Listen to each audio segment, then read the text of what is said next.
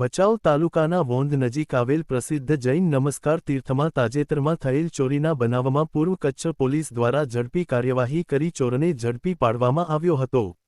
Police દ્વારા ચોરીમાં ગયેલ મુદ્દામાલ પણ સફળતાપૂર્વક રિકવર કરવામાં આવ્યો છે। આજે વોંધ નજીક આવેલ જૈન નમસ્કાર તીર્થ ખાતે ભગવાનના ચોરી ગયેલ આભૂષણો વિધિવત રીતે સુપત્ર કરવામાં આવ્યા હતા। આ પ્રસંગે તીર્થના ટ્રસ્ટીગણ, જૈન સમાજના આગેવાનો તથા પોલીસ અધિકારીઓ હાજર રહ્યા હતા। જૈન સમાજ દ્વારા પૂર્વ કચ્છ પોલીસની ઝડપી અને પ્રશંસનીય કામગીરી બદલ આભાર વ્યક્ત કરવામાં આવ્યો હતો તથા આવી ઘટના ફરી ન બને તે માટે યોગ્ય સુરક્ષા વ્યવસ્થા કરવાની માંગ પણ કરવામાં આવી હતી। સર્વપ્રથમ અહીંયા વિરાજિત આચાર્યશ્રીના ચરણોમાં કોટી કોટી વંદન। અહીંયા ઉપસ્થિત સાધુ ભગવાનશ્રી અને આ મૌન સાધના શિબિરમાં અહીંયા પધારેલ તમામ શ્રાવક શ્રાવિકાઓનું ખૂબ ખૂબ સ્વાગત છે।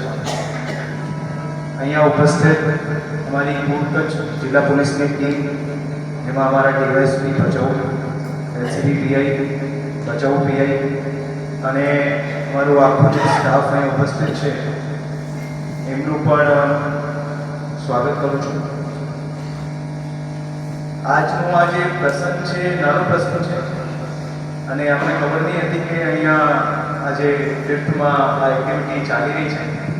આ એક સહયોગવશ છે, પણ જે સહયોગ થઈ રહ્યો છે એ એક સારો સહયોગ છે, કારણ કે આચાર્ય ભગવાન બધા સાધુજી બધા ઉપસ્થિત છે અને આ બધાની હાજરીમાં જે બનાવ અહીંયા તીર્થમાં બનેલો હતો, જે કદાચ અહીંયા જેટલા શ્રાવક શ્રાવિકા આવેલા છે ખબર નહીં હશે, એટલે જે બનાવ હતો એ જે ભગવાનજીની મૂર્તિની બધી આભૂષણો હતા એ ચોરાઈ ગયા।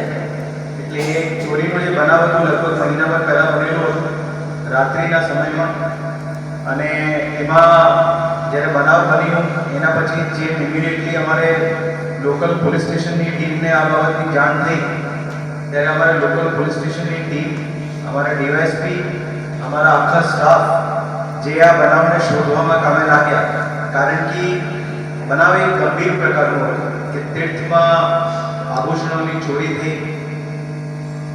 જે આ કચ્છ જિલ્લામાં આવા તીર્થમાં મંદિરોમાં જે બનાવો બનતા હોય ચોરીમાં, એટલે આમાં પોલીસ તરીકે અમારી ખૂબ ફર્સ્ટ પ્રાયોરિટી હોય છે કે આવા બધાએ એવા સિરિયસ બનાવવામાં, કારણ કે જ્યાં ધર્મની વસ્તુ આવી જાય છે એટલે એમાં કોઈ પણ બાબતની કોઈ કચાશ નહીં રહેવી જોઈએ, અને આવા કોઈ બનાવ હોય જ્યાં બધાની લાગણી પણ જોડાયેલી હોય એ બનાવોને ઝડપથી શોધવામાં અને બનાવો ફરીથી નહીં બને એ બાબતની પણ તકેદારી રાખવા બાબતમાં અમારી ટીમ દ્વારા આમાં સતત મહેનત કરવામાં આવી। આમાં ભગવાનનો પણ આશીર્વાદ અમારે બધા સાથે હોય, આખી ટીમ સાથે હોય કે જે પ્રકારની મહેનત અમારા બધા અધિકારીઓ અને બધા સ્ટાફ એમાં કરતો હતો એમાં અમને બહુ શોર્ટ ટાઈમમાં આમાં સફળતા પણ મળી, અને જેટલા આભૂષણો હતા બધા ભગવાનજીના બધા આભૂષણો પણ રિકવર થયા, અને એમાં આરોપીને પકડવામાં પણ જે છે અમારી ટીમને સારી મદદ મળી। જે આરોપી પકડવામાં આવ્યા હતા એ આરોપી પણ અમારી ટીમે રાજસ્થાનથી જઈને પકડ્યા। ત્યાં જે ઉદયપુર બાજુના જે જંગલો હોય ત્યાં પણ મહેનત કરીને કઈ રીતે એમાં પકડવાના છે એ બાબતની ઝડપથી કામગીરી જે છે આ અમારી ટીમ દ્વારા કરવામાં આવી। એટલે ખાસ કરીને અમારું એક એવું વિચાર હતું કે જ્યારે પણ આ આભૂષણો સોંપવાનો કાર્યક્રમ રાખીએ, જે અમારે ગુજરાત સરકાર દ્વારા આને ઓફિશિયલી 13 તુજકો અર્પણ એમનું કાર્યક્રમનું નામ આપવામાં આવેલું છે, એના અંતર્ગત તો આજે જે આ 13 તુજકો અર્પણનો કાર્યક્રમ થઈ રહ્યો છે એ આપણે બધા ભાગ્યશાળી છીએ કે સાધુ ભગવાનની હાજરીમાં થઈ રહ્યું છે।